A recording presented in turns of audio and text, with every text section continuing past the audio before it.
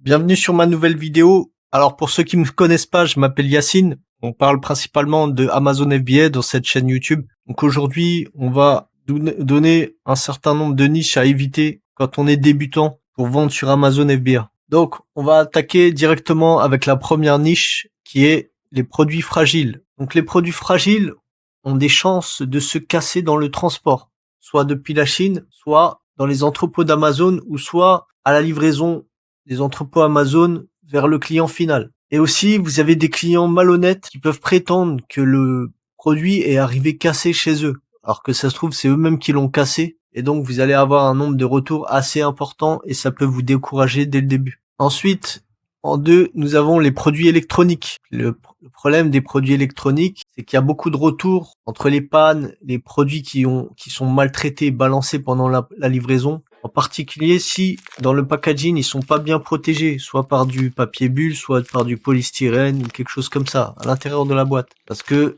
il y a des livreurs qui balancent par-dessus les portails, par-dessus enfin voilà, ils maltraitent les colis parfois dans leur camion, etc. Ils sont pressés, ils sont pas dans la demi-mesure quoi. C'est pas des chirurgiens on va dire. Donc en plus de cela, il y a des normes à respecter et des réglementations à respecter, notamment sur les emballages. Et ça, c'est pas toujours bien compris par les débutants, parce qu'il y a un certain nombre de choses à mettre, notamment le sigle CE, et il faut avoir les certificats qui vont avec. Il suffit pas de mettre le petit logo CE, bien sûr. Il faut que les certificats ils soient à disposition, tout ce qui est fiche de sécurité, etc. Et Amazon justement est devenu très strict sur tous ces points-là. Donc il y a des nouvelles réglementations. Enfin, l'Union européenne leur impose de surveiller tout ça de plus près. Tout ce qui est RSGP, etc.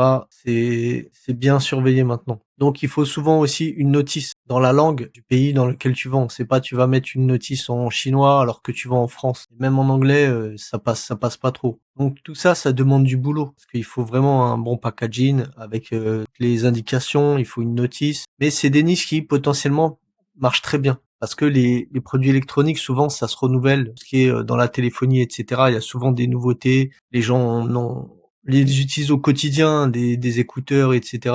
Donc, ils renouvellent très souvent. Donc, si vous êtes d'attaque, vous pouvez quand même vous lancer dans ce genre de niche. Mais en tant que débutant, ça peut être compliqué. Il faut savoir aussi qu'il y a une garantie légale de conformité sur tous les produits électroniques. Et c'est-à-dire qu'en fait, si un produit tombe en panne, dans les 2 ans, le client peut demander un remboursement et Amazon va les rembourser parce que c'est dans la loi. C'est contre tout ce qui est obsolescence programmée des produits qui, en plus, les Chinois, enfin il y a beaucoup de produits chinois qui tombent en panne au bout de quelques semaines, etc. Donc là, si vous n'avez pas fait votre boulot de contrôle qualité, etc., que vous vous êtes fait avoir, ça peut vous coûter très très cher. Malheureusement, certains fournisseurs chinois fournissent des garanties seulement de 1 an, voire pas de garantie du tout. Et même quand le produit tombe effectivement en panne, ils vont vous demander des fois de le renvoyer en Chine ou de prendre des vidéos, des photos, vous allez être découragé. Rien que l'envoyer en Chine, des fois, ça peut coûter encore plus cher que le produit lui-même. Donc ils vont vous trouver des excuses pour pas vous rembourser. Donc tout ça, il faut y faire attention. Ensuite, numéro 3, les produits tendance. Donc il faut éviter les produits tendance, comme par exemple tout ce qui est les fidget spinners à l'époque, hand spinner. Il y a plus récemment, c'était quand il y a 2 ans je crois, il y a eu les pop-it. Moi personnellement, je les avais découverts au tout début de la tendance, mais j'ai mis trop de temps à réagir, à les mettre en vente. Donc le temps de faire le design du packaging, la production du packaging, les pop-it eux-mêmes, etc., le transport depuis la Chine en bateau, parce qu'en avion c'est pas rentable. Donc beaucoup de temps s'était écoulé, et donc après, c'était rempli de concurrents, notamment chinois. Il y en a qui font du dropshipping, ils cassent les prix, la niche était déjà morte. Donc j'ai dû me débarrasser en break-even de certains produits et il y en a, j'ai jamais pu les revendre. Donc j'ai trouvé une solution pour récupérer une partie de l'argent, mais voilà, j'avais perdu de l'argent, c'était une mauvaise idée. Donc il faut plutôt viser des niches de produits utiles qui vont rester sur le long terme et sur lesquels vous pouvez mettre une vraie valeur ajoutée. Donc c'est vraiment un produit que vous allez améliorer, etc., que vous allez bien brander et qui va rester là longtemps, quoi. Pas quelque chose qui est juste un effet de mode qui va durer quelques mois. Ensuite, comme niche à éviter, c'est tout ce qui est les produits à faible marge. Et surtout pour un premier produit, parce que un premier produit, vous allez devoir supporter tous les coûts différents des abonnements. Le comptable, si vous avez une société, l'abonnement Amazon, le compte professionnel, bancaire, je veux dire. Il y a les outils de recherche, tout ça, il faut les amortir avec le premier achat, le premier produit directement en fait. En fait, quand vous avez plusieurs produits, après, ça se lise beaucoup mieux parce que vous pouvez diviser ça en tous les produits que vous avez.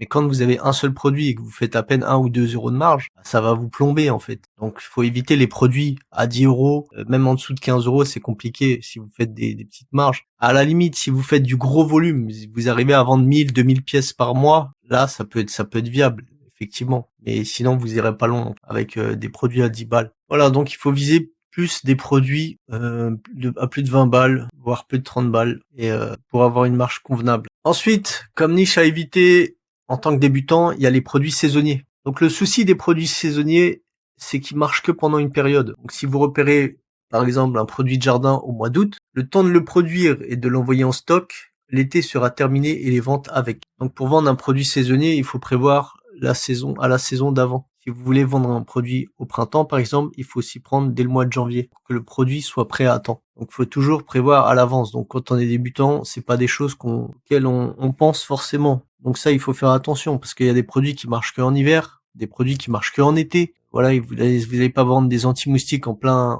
hiver. En général, ça marche pas. Des serviettes de plage en plein hiver, ça va pas marcher. Vous voyez, donc après, vous pouvez faire aussi une stratégie de vendre que des produits saisonniers, hein. Un produit que vous vendez en été, un produit que vous vendez en hiver. C'est une stratégie comme une autre, mais c'est pas la meilleure d'après moi, hein. C'est mieux d'avoir un produit qui marche tout au long de l'année. Ensuite, comme niche à éviter, il y a tout ce qui est produits dangereux. Donc, toutes les niches qui peuvent être dangereuses, en particulier si vous vous lancez en micro-entreprise sans assurance. Des clients peuvent vous poursuivre en justice personnellement si vous vendez un produit avec lequel il y a un gros problème. Exemple, un jouet qui avait une petite partie et un enfant s'étouffe avec. Et vous aviez pas mentionné les instructions pour faire attention, par exemple. Ou alors, un produit pour bébé en péricule qui donne des boutons à un bébé.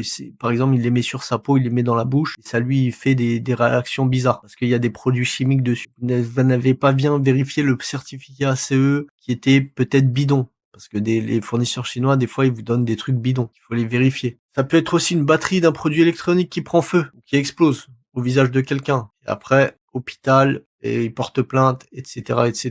Donc, enchaînement de problèmes déjà pour lui et pour vous aussi. Un produit cosmétique qui provoque des réactions allergiques, voire une perte de cheveux ou ce genre de choses. Tout ça, faut faire attention à ce que vous achetez en Chine. Faut pas acheter chez n'importe qui. Faut faire attention, faut faire les vérifications, etc. Donc, votre business peut se transformer en cauchemar, en tracas, en perte financière, et vous allez avoir des choses sur la conscience en plus. Il y a vraiment ce genre de problème qui apparaît. Donc, si vous voulez vous lancer dans une de ces niches, il faut vraiment faire les choses bien. Faut pas juste suivre l'appât du gain et voilà. Donc, il faut vraiment faire les choses carrées, pas avoir de problème et causer des problèmes à d'autres. Voilà. Donc ça, c'était certaines niches à éviter. Il y en a d'autres qu'on peut éviter, que je cite dans ma formation. Grosse formation, pas la petite, je crois. Enfin, la petite, j'en cite aussi, mais en gros, j'ai deux formations. Il y a une formation qui s'appelle Amazon Essentiel, qui regroupe l'essentiel pour aller droit au but, qui est pas très longue, pour apprendre les bases pour vendre sur Amazon. Et il y en a une plus grosse en préparation que je vais appeler Amazon Amélioré, qui va être une formation beaucoup plus détaillée.